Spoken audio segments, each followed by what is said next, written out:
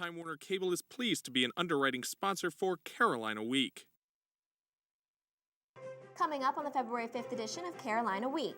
As election time nears, we'll introduce you to two of the candidates for student body president. It's time for a senior class celebration. We'll have the graduation countdown for the cap and gown. Coming up in sports, we'll show you how the Tar Heels got stuck in the red. Weathercaster Jonathan O is here with your Carolina Week 4-day forecast. All that and some Super Bowl fun facts. Carolina Week starts right now. From the School of Journalism and Mass Communication at the University of North Carolina at Chapel Hill, this is Carolina Week.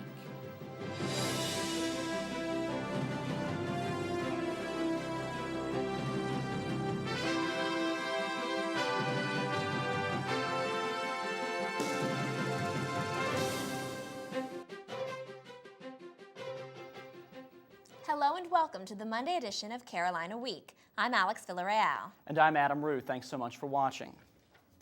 For some, February means getting ready for Valentine's Day. For a few students, though, February means it's time to campaign for student government. Janelle Henry has a look at two of this year's candidates for student body president. Meet Eve Marie Carson and Caroline Spencer. Both girls are UNC juniors, political science majors, and both want to become UNC's next student body president. Both candidates hit the campaign trail to get UNC students united for change. But Carson and Spencer have different visions about how to improve UNC. Carson plans to create more wireless zones for computers, more access to printer stations, and an enhanced student central that will make it easier for students to sign up for classes. It'll help them have a better academic experience. It'll help them become more familiar with the technology that they may be dealing with after college. Like Carson, Spencer also wants to improve students' college experience with more focus on community.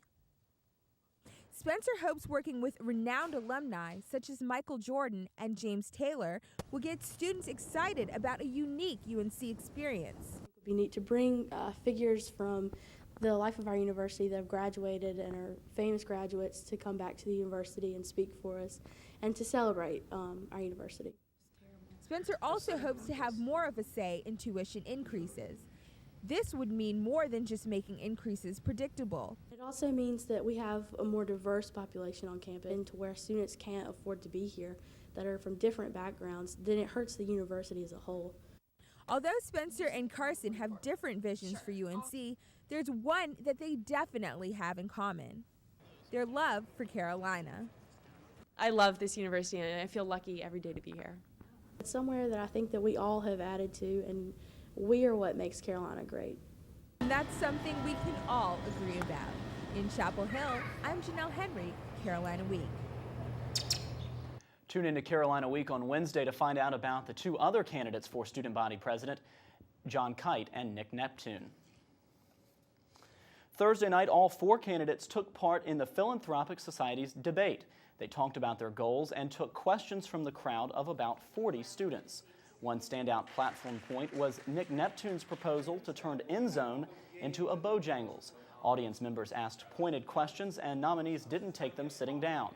Jonathan Kite says he'll aim for doable campaign goals instead of pushing for goals he considers unrealistic. We need to be honest about what we can change and not change. And we can advocate, that's true. We can advocate for these things. But we don't have the power to change these things if the administration doesn't want us to. Various campus organizations are throwing their support behind the candidates. Feminist Students United is endorsing Eve Carson. The Order of the Bell Tower and the Dialectic and Philanthropic Societies have come out in favor of Nick Neptune, and the Young Democrats are endorsing Caroline Spencer. For many seniors, the most important countdown of their college careers has begun, and it isn't the countdown to campus elections. Seniors celebrated 100 days until graduation in the pit Monday. The past, present, and future stood out in fun facts and trivia. Despite the cold weather, seniors were ready to start the countdown with their friends. Senior Marshal Daniel Peterson figured the hot chocolate would warm up the crowd. We're celebrating 100 days till graduation, and have some hot chocolate, some cake, and some GA alumni memberships as well in there. Seniors also pinpointed their plans on a map of the country. The General Alumni Association sponsored the event. This isn't another reality show about ballroom dance. It is the real thing. The UNC ballroom dance team headed into Wolfpack territory Saturday to compete in the 9th annual Triangle Open.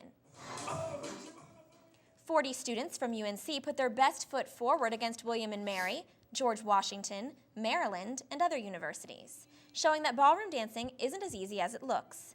Team member Robert Priatley loves being able to show off his fancy footwork. We like to feel a great camaraderie between our campus and NC State's campus and Duke's campus and University of Maryland and whoever other schools come. We like to feel it's another competitive sport. Senior captain Jessica Rayburn and her partner, UNC alum Wes Duncan, excelled in the adult novice division, as the other dancers proved that Carolina has plenty of Tar Heel talent. UNC students in NC State colors, that's not something you see every day. But Friday was different. It was National Wear Red Day. Students and faculty across the nation wore an article of clothing or red dress pin to promote women's heart disease awareness. Many women still don't take measures to prevent heart disease. UNC senior Ashley Cross thinks an event like this is a much-needed wake-up call. I think it's important for everybody to participate in National Wear Red Day because it's the #1 killer among women, and people need to be made aware of that. For more information about what you can do to raise awareness, visit our website, carolinaweek.org. According to one furry critter, we won't have to wait long before we see spring-like weather. Raleigh's own weather-predicting groundhog, Sir Walter Wally, didn't see his shadow on Friday at the North Carolina Museum of Natural Sciences. He's already a star locally and got lots of attention on his big day. Some fans even bought Sir Walter stuffed animals. Besides having a pretty face, this groundhog also has a pretty good record. He's about 70% accurate. Museum coordinator Bob Fluke says Sir Walter will soon be an even bigger star. We are grooming him for national exposure. You'd have to work your way up. I'm sure within a year or two you'll be seeing Sir Walter up there with the likes of Punxsutawney Phil and the others. Sir Walter is even better at predicting the weather than his groundhog friend, Punxsutawney Phil. So Adam, did you ever play with Legos when you were little? I did, but I was never very good at building anything. So I guess then you couldn't build enough to fill a room, but coming up, if you've ever wanted to be in a Lego Wonderland, we have the exhibit for you. And we'll show you what all the talking and singing is about at the newest art exhibit in Chapel Hill. We'll be right back.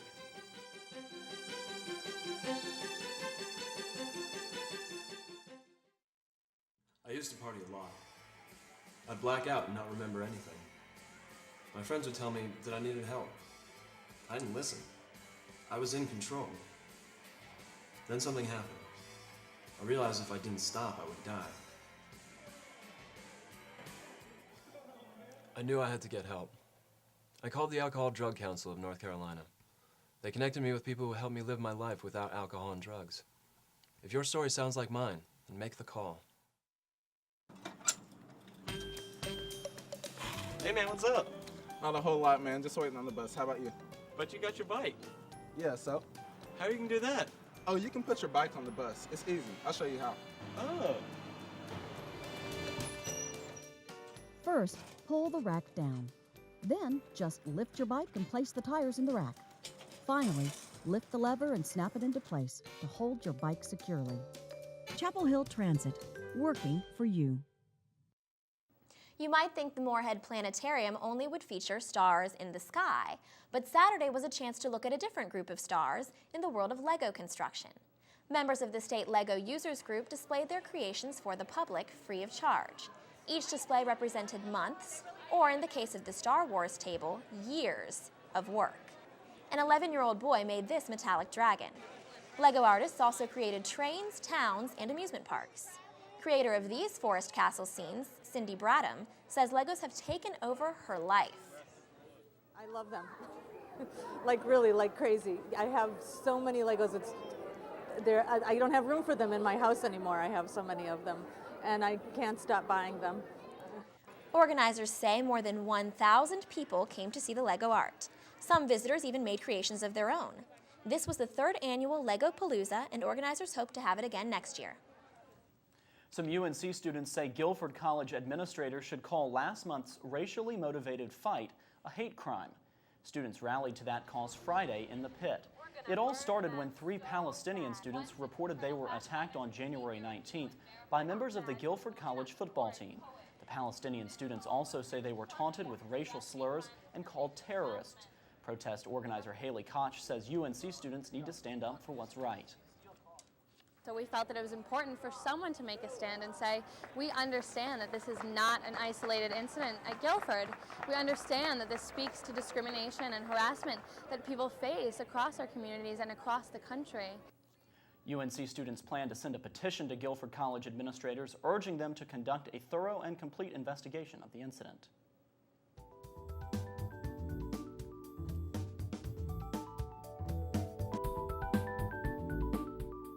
February is Black History Month, and to kick off the celebration, one of UNC's sororities held a mock sit-in Thursday. Members of Alpha Kappa Alpha passed out handbills about the 1960s Greensboro sit-in as a way to mark the 47th anniversary of the historic event. Sorority members sat quietly as students walked into the dining hall to grab a bite to eat. Sorority member Chantel Andrews says it's important for us to remember the early days of the civil rights movement. Had they not done what they did, we wouldn't have the opportunity to go to a predominantly white university. The sit-in was a learning experience for students from different backgrounds. Several students took the opportunity to talk about the actions of a different group of college students nearly 50 years ago. The Chapel Hill Public Arts Commission is hosting its 3rd Black History Month exhibit. The exhibit draws crowds with displays of local residents, including the Franklin Street Flower Ladies and their contributions to the town's Black history. Local NAACP Vice President Eugene Farrar says the exhibit is a good way for locals to learn about our history. I really think it's an awesome exhibit. It really exemplifies what we do in Chapel Hill to be an example for other small towns and communities to join in with us in celebrating Black History Month. Chapel Hill residents donated memorabilia to the growing exhibit. It will be open through March 16th. Throughout February, we'll be highlighting Blacks who've made important contributions to our area. First up, George Moses Horton. Most students know little about Horton except that one South Campus dorm now bears his name. Horton was the first African American to publish a book in the South and the first slave to protest his situation in writing. He was a permanent fixture on campus, selling his poetry to students. UNC freshman Alyssa Leach says Horton's contribution to Black society has helped pave the way for students of color. To read and write has taught me to persevere through all types of discrimination. Hinton James North is renamed after Horton, who taught himself to read and write. For more about Horton and his poetry, visit Wilson Library or our website, carolinaweek.org. And we're joined now by weathercaster Jonathan O.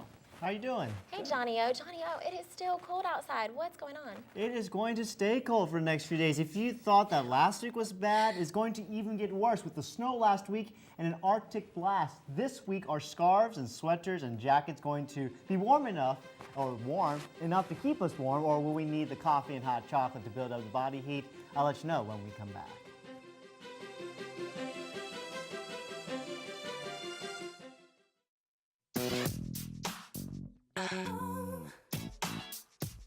There's something about you, baby.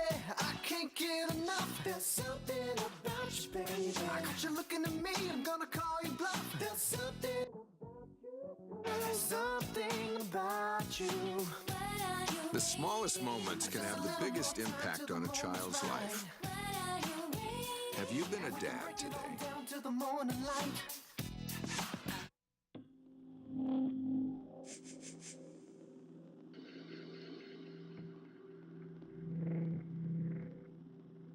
Almost half of all parents who suspect their child has a problem learning wait a year or more before getting them help. Why? When there's so much they could be achieving. Kids with learning disabilities are smart. They just learn differently. Call or visit us on the web now.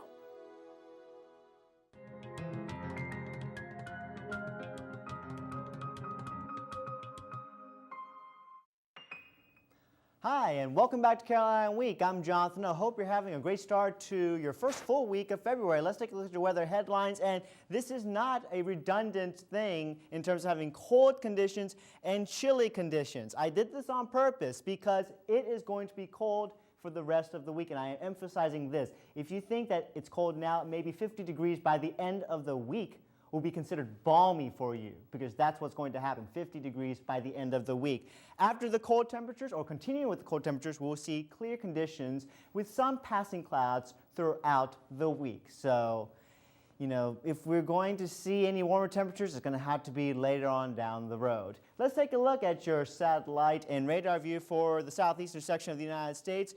We are seeing some rain over Florida. If you were watching the Super Bowl, we saw a lot of rain, and it's still raining, and it's going to still rain until this system moves out of Florida. For us here in North Carolina, notice that there's some high clouds, but it's pretty clear around here. If we look at the national perspective, this will also show us that a lot of high clouds, a few snow showers in the Midwest, mainly just clouds, strewn throughout the entire United States and not very much in precipitation.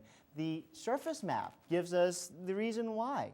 There really isn't anything to talk about. No real weather makers for the United States at all. I'm seriously, look at this. There's nothing at all. And we're not going to see much change for the rest of the week. If we move to the next map on Tuesday and into Wednesday, let me get out of your way here. There's the high pressure system that's going to continue to bring us cooler weather, no fronts. Absolutely nothing in the southeast, and it's going to stay clear for the rest of the week with a few passing clouds. So let's take a look at your 4-day forecast and see what we're going to expect. And I'm being serious here. It's going to be cold. Look at this. Tonight, 15 degrees. We have not seen 15-degree temperatures in a very long time, and the trend continues. It's going to stay cold. Like I said, on Friday, 50 degrees. That's balmy for us compared to the rest of this week. It's going to stay generally warm, relative term. And we're going to see partly cloudy skies for the rest of the week, and we're going to see temperatures slowly warming up overnight when you're sleeping at nighttime. So bring out that extra blanket of yours, or if you want to put on some socks when you get into bed, because it's going to be quite chilly outside. And inside, make sure you have those heaters running on overkill, because I think that it's going to stay very cold. Now, I wanted to say this to our dear sports anchor at the other end of the table with the impending game on Wednesday. I want to send out a friendly bet. So this is how it's going to work. Our next broadcast for us together on the same table will be on the 14th, on Valentine's Day. If the Duke Blue Devils win, then you'll have the wonderful privilege of wearing Duke gear on the other end of the table. But if Carolina wins, then I will have to wear Carolina gear and do the weather. And I promise you, I'll wear something that won't blend into the wall. So are we on? Are we going to do this on Wednesday? Yeah, I don't see me in any Duke blue, so it should be fine. Then fine It should words. be fine. All right. It's on. Okay, here we go. Well, Deshaun, you know, looking back to this weekend's game, I was in Raleigh for the game, and it was not fun to be among those trampling state fans. Absolutely not. I had a chance to check that out, and just there's some bad news on the way, so I guess I ought to get right to it, huh? I guess so. Coming up in sports, the Tar Heels traveled down the road expecting to walk all over NC State, but instead got trampled by the Wolfpack. We'll have the sad highlights coming up next.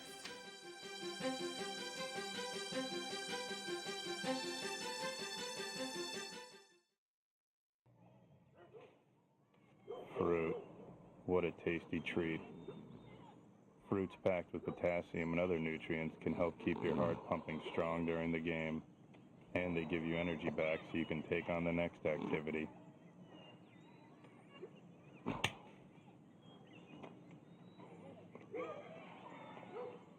Can your food do that? Run, throw, think, eat better. Find out more at smallstep.gov.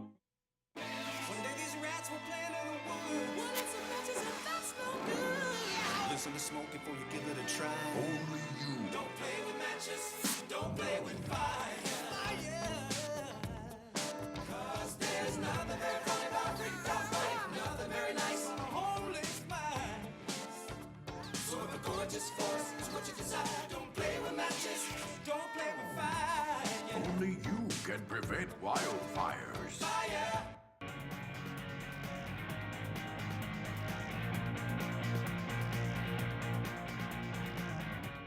Welcome to Carolina Week Sports. I'm Deshaun Brown. In a league as tough as the ACC, even the most talented teams can't afford to take a day off. But that's exactly what the Heels did Saturday in Raleigh. Roy said his boys were fat and happy and expected the Wolfpack players to just roll over and play dead. They didn't. Sports reporter Brandon Curry has more. So tell me the difference between a Carolina and a State student. Well, pretty much State students, we're intelligent, we're classy, and Carolina fans... I can see your nipples. Oh, thank you. They look good. In Carolina, they buy all their clothing at Walmart. Oh, yeah? And State fans actually have some heart. They walk around with the boat shoes on. They have pop collars and bow ties and... Totally pumped. State fans are the best in the State world. fans are the best. I was liking everybody here until this. I mean, I had no problems with anybody, but I don't know. At the end of the day, the Wolfpack proved that they were the better team. They scored on turnovers,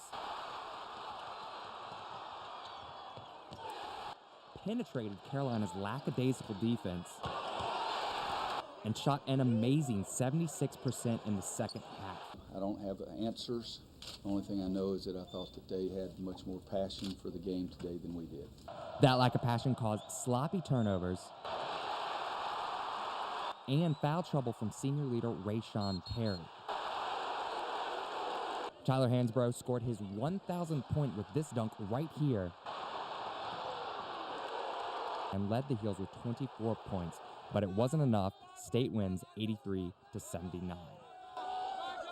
In Raleigh, I'm Brandon Curry, Carolina Week. The Heels' performance against State is even more puzzling considering the way they destroyed Miami just 3 days earlier.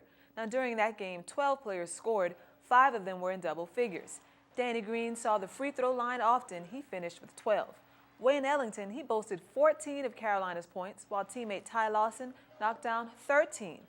Wes Miller, he's been a lot less consistent this year than last, finally sank a few threes. The star of the night, though, Tyler Hansbrough, who hit 3 jump shots, which required Miami to guard him from farther out. Too bad for him, that consistency from far out didn't make the bus to Saturday's game against State. Although the men fell for just the 3rd time this season, the Tar Heel ladies continue their undefeated season by pounding Boston College on Thursday. Second-ranked Carolina was led by, guess who, Ivory Latta, who finished with 20 of the team's 82 points. After topping the Eagles by 22, the Heels are now preparing for a showdown against number 1 and undefeated Duke. That game is Thursday in Chapel Hill. The women's basketball team may still have the Duke game circled on their calendar, but the wrestling team is basking in the victory against their hated rivals. After jumping out to a 19-0 lead, highlighted by a pin from 2-time All-American Evan Sola, the Heels topped the Blue Devils 30-22. Carolina is now 4-1 in the ACC. The wrestling victory means Carolina picks up another point in the all-sport Carlisle Cup competition. The Heels are now up 6.5 to 4.5. 2 more games are up for grabs this week in the men's and women's basketball games. Carolina tennis opened the spring season with a doubleheader on Saturday. In the first match, Carolina jumped out to a quick lead against Charlotte after clinching the doubles point. The Heels went on to win the next 5 matches, giving Coach Sam Paul a 13-1 record in season openers. It'll sink in after the match, Coach. But Carolina's 1 seed, 25th-ranked Benjamin Carlotti struggled in his first set. Carlotti, fighting back here in the second, could not hold on for the win. Still, Carolina takes the victory 6-1. For the second match of the doubleheader on Saturday, the Heels faced the Gardner-Webb Bulldogs. Lenny Gullen and David Stone teamed up to play the number 1 doubles match. The duo won 8-2. The 23rd-ranked Heels didn't stop there, sweeping the singles competition. Freshman Chris Kearney hustled to win his match 6-4 and 6-2. Kearney was one of several freshmen to make their debut as Tar Heel tennis players on Saturday. The Bulldogs went home empty-handed as the Heels cruised to a 7-0 win and a 2-0 overall record. Guys, just one last note about the Super Bowl. Both Tar Heels' Dexter Reed and Jeff Saturday were able to propel the Indianapolis Colts to Super Bowl win 41. Not what I was looking forward to, but yeah, good I know. for them. I'm sorry. Thanks, Deshaun. Well, millions of people tuned in to watch the Colts defeat the Bears in the Super Bowl. And advertisers spent millions to get their messages out. We'll take a look at some of the top commercials from the big game.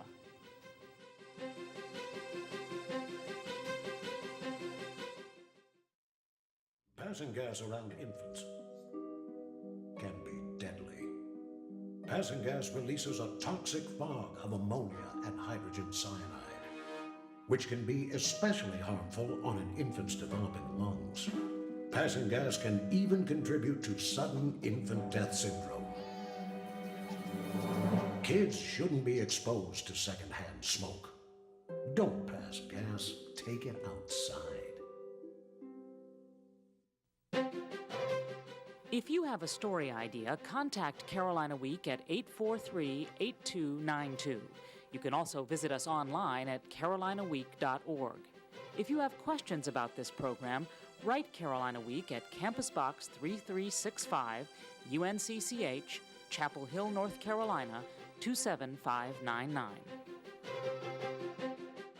Some of us don't tune into the Super Bowl for the action on the field, but instead to watch those crazy commercials. And there's big competition among advertisers to make it to the top 10. Budweiser tops the USA Today list with its Crabs on the Beach ad and has 4 of the top 5 commercials, including Dalmatian Wannabe and Rock, Paper, Scissors. But Doritos kept Bud from a clean sweep with its Guy and Girl ad, created not by a big ad agency, but by an amateur contest winner. All 5 have been getting a lot of hits today on YouTube.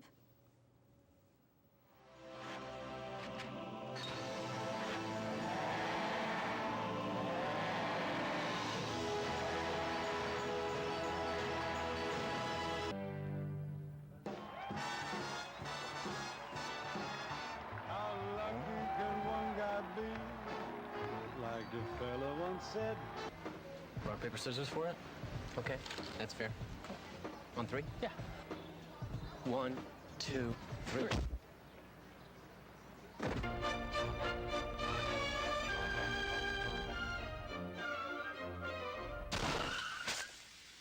In East LA, you say, give me a Bud Light, Holmes. Give me a Bud Light, Holmes. More importantly, if somebody asks you for a Bud Light, you say, Don't speak English. We all know the Colts won this Super Bowl, but reporter Bill Clayton has some other facts you might not know about America's most watched sporting event. Super Bowl champions break records on the football field, but you and I help make some amazing records off the field as well. For starters, the amount of food consumed during the game is amazing. Drivers deliver more pizzas on Super Bowl Sunday than on any other day of the year.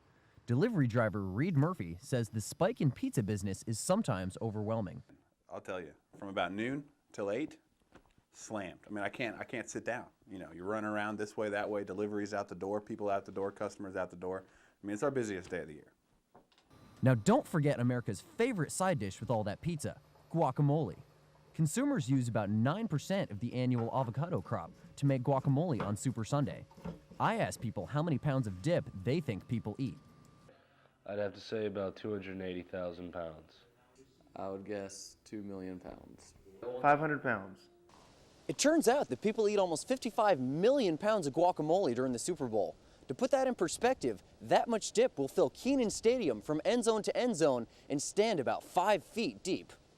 After the game, smart people buckled up on the ride home. Automobile accidents climbed more than 40% in the hours after the game, mainly because of alcohol, food, and fatigue. Eating all that food and maybe drinking more than they should leaves many Americans with upset stomachs, headaches, and sore throats. More people call in sick to work the Monday after the Super Bowl than any other day of the year. About 7 million people were expected to miss work today. In Chapel Hill, I'm Bill Clayton, Carolina Week. So how are you feeling today after the Super Bowl craziness yesterday? You know, I think I ate too much pizza. Yeah. Honestly, that did it for me. Yeah, and that guacamole field, I don't. No thanks. No. I'll pass. Well, that does it for this edition of Carolina Week. Thanks so much for watching. Good night.